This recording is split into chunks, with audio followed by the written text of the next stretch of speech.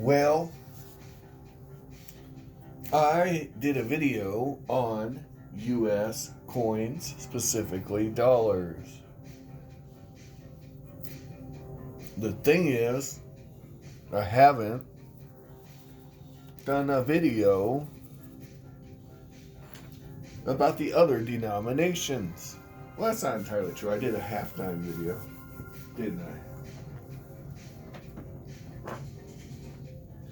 But the thing is, you guys deserve more videos. And I need video ideas. So, it's a beautiful mix. And I've come up with the solution. We are going to talk about U.S. coinage because for whatever reason, no one cares about world coins all that much, it seems. And I happen to have, there was a time, not that long ago, that I had more U.S. silver coinage than anything else. But then, Canadian junk silver happened. And I gotta tell you guys, if you want silver for your buck, so let me tell you a quick one that got away story, and then we'll get into this. Yesterday, I was at work, and I was just checking for buy it nows, and I found a 30.6 ounce lot of Canadian junk, all quarters,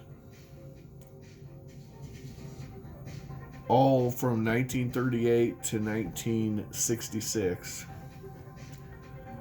But I didn't have time. I was at work, right? So I'm working. But it was for $479 shipped. So that comes to about $15 an ounce, right? And I'm like, well, I don't have a choice. I'm at work. I gotta do my service, I work, so as soon as I got done doing what I needed to do, I checked real quick. But I had to confirm that the seller wasn't completely full of it, right? Because sometimes people miscalculate, whatever, unintentionally. Maybe they got the number wrong. So I counted the coins. Well, I didn't count them. I had my coworker count them because they were going to go in on it with me. Because $479 is a pretty significant purchase. And I told you guys we have the consortium where we all put in. That was going to be next month's buy, right? Well, unfortunately, for whatever reason, by the time the counting occurred, the lot is sold.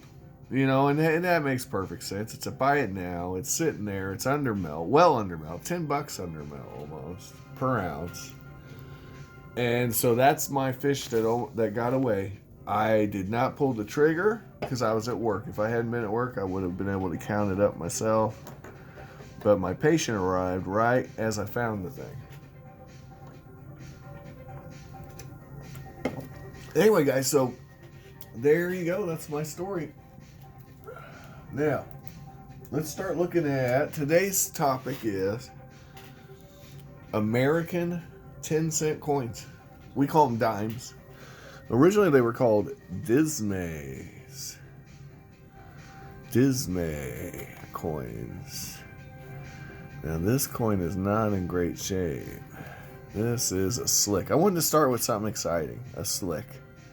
From 1821. I don't know how I determined that. I probably got out my magnifying glass and was able to narrow it down somehow.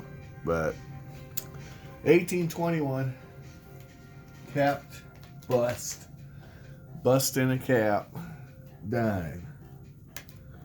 Yep. Alright. Now, here's an 1824. 1824 cap bust dime. Oh yeah, you know what? I might as well write in what I paid for these. I know exactly what I paid for these because I bought them all at the same time. And it's really a nice story, actually. Yep.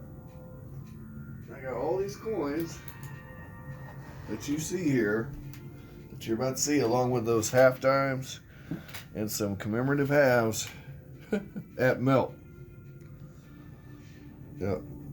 I know. I couldn't believe. I didn't know what they were because I was just getting into the silver game. But I knew they said United States of America, and I could tell they were silver by the noise they made. So I bought them all the ones I could get my beady little hands on, and I paid $1.80 each. $1.80 each for the cat bus dimes. I paid $1. I paid overmelt for the half dimes. Yeah, but that's whatever. They were $1.50 each, so well overmelt at the time. All right, this ink pen's not working, so I'm just gonna say heck with it. So yeah, altogether I got 20 of these babies. Here's an 1827. 1827, the capped bust dime. $1.80. Some are better than others. All of them have dates. I left the ones without dates in the bin. Although in hindsight, I would have grabbed them too. But again, I had no idea what I was doing. So this is from 1820. And that is the actual holder, not the coin that's got a problem there. Right there, that nonsense. All right, 1829. 1829, the capped bust dime. Here's 1830, the capped bust dime. 1830, the capped bust dime. And, a lot of these aren't amazing, but they got dates, and they got headbands, and some of them even got full liberties on them. And some of them got even more than that. This one's an 1830, and it's pretty rough. Honestly, this one's, one of the worst. It's the Pits. $1.80. All right, 1831. The cap bust dime. How old were you in 1831? All right, here is an 1831. Yeah.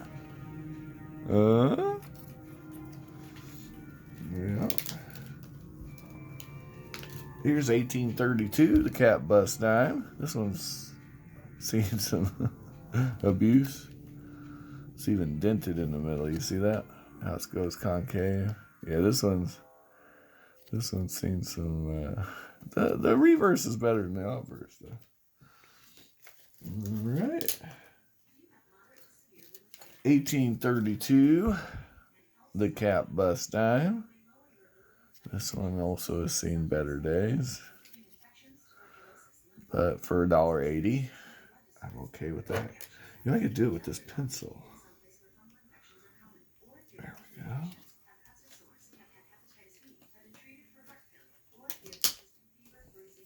All right, 1833. 1833. As I recall, all these coins are made in Philadelphia at this point. This one's pretty rough.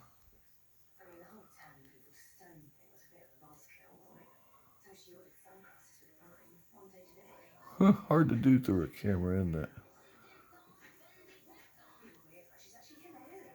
Hold that thought, guys.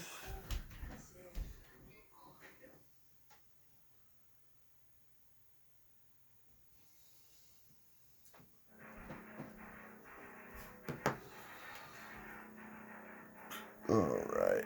So, $1.80. Here's 1933. Again. 1933. Here's 1935. 1935. 1935. Oh, 1835. Wow. I'm silly. Now this, we're starting to get into the nicer ones here. There's a few nice ones. So, all right, that's a little nicer. 1835, the cap bust dime. Looking a little better. $1.80.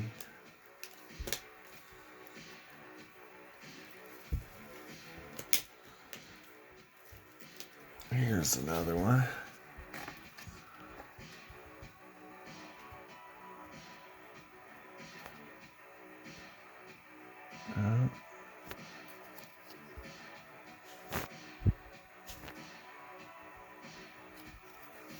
$1.80.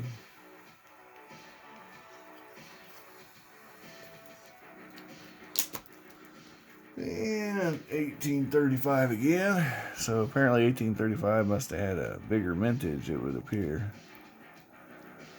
Alright. Now, the reason I wrote error mistrike is because this eagle is, you see that? The orientation's wrong. But what I learned is that's common back then in our early coinage. Because we kind of had a garbage mint. A lot of these coins were melted down, guys, in the 1840s and 50s because gold dropped in value. So people were melting down silver coins and trading it in to take advantage. Yep. So we lost a lot of these pre-seeded coins. A lot of people don't understand that. 1836. Not in the best shape.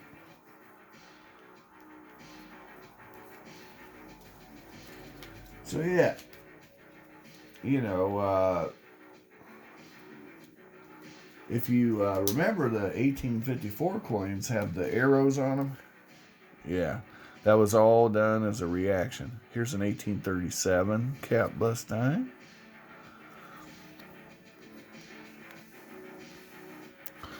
And I think we've hit our magic number 20, guys. This is all of my own. Got them all on the same day from Buy Sell Trade Store.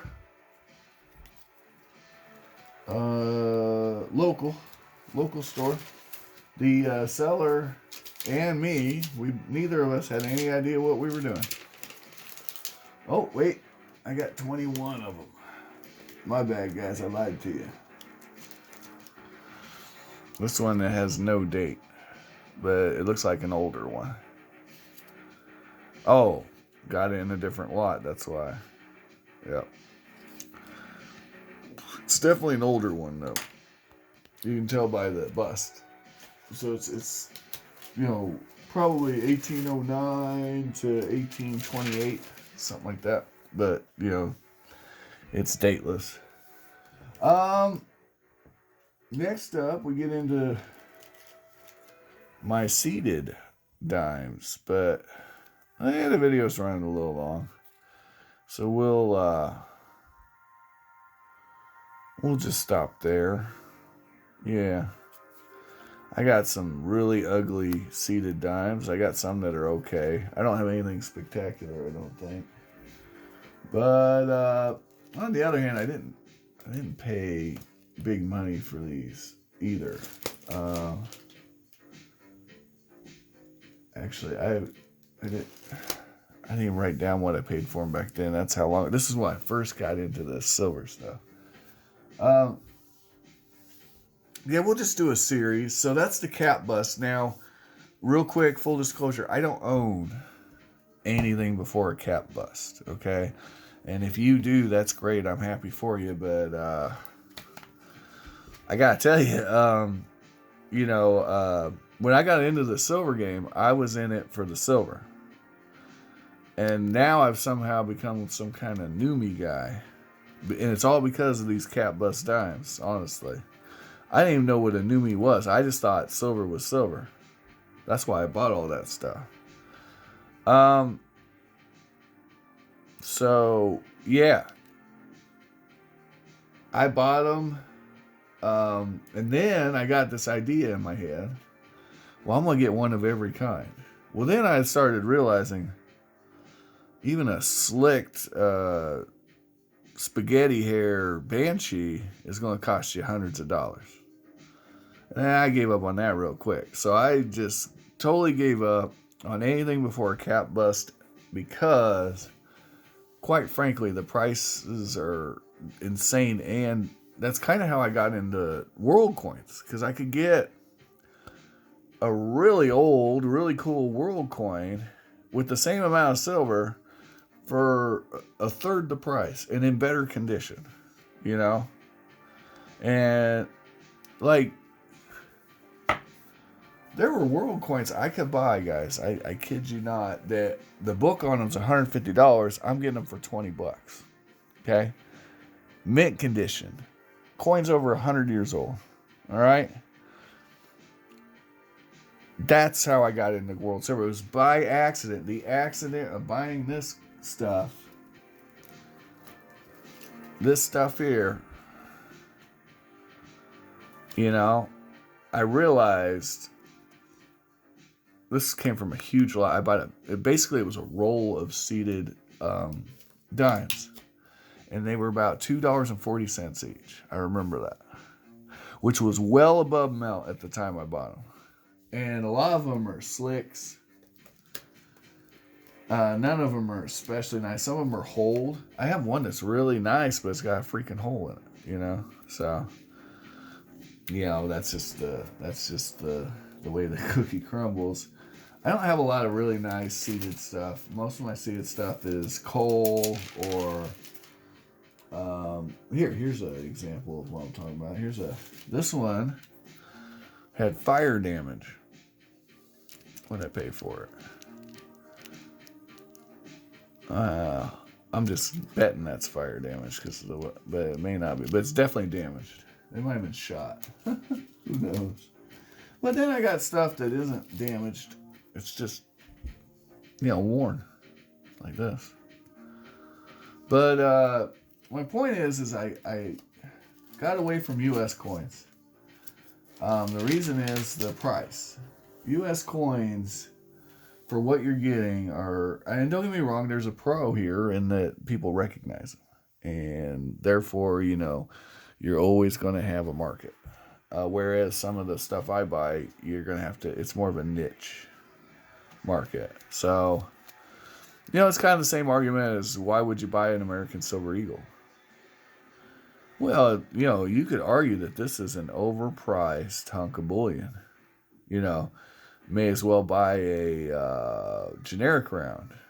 But that would be short-sighted and not understand that premiums are recouped to an extent. Now, the last year's premiums I can't speak to, but, Anyway, I'm rambling now. Have an amazing day. Hope you enjoyed the video. Keep seeking and finding, and you will get some deals too. I'm not the only one who ever got cap bust dimes at Melt. And I'm not saying you will, but you'll find something. It may not be cap bust dimes. It might be, some Canadian junk under Melt. I find that on routinely, guys. It might be some nice Mercury dimes.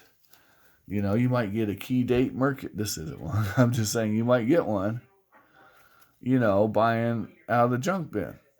Isn't that awesome? That's an awesome thought. So the key is you got to get out there, you got to look, and you got to have the knowledge. That's the secret. I didn't have any knowledge when I bought those cap bust dimes. I know that goes against my point, but if I ever see a cap bust dime again, I know what it is now. I learned, and now I know what to pay for one. And you see what I'm saying? So it was all a learning experience. And I'm ever learning. Don't ever think you know everything, because you don't. There's always some new information I get. What's a key date? What isn't? You just never know when you look at a bunch of coins. But the more you know, the more likely you are to win. That's what I'm saying. Anyway, good luck finding all the knick-knack, paddywhacks. Give the dogs the bones of your dreams while you're awake. And I want you to go ahead and I want you to like, subscribe, and all that great stuff, okay? And if you can do that, that'd be really appreciated. Because, it'd be nice to grow the channel. It's not a priority, but it'd be nice. Take care.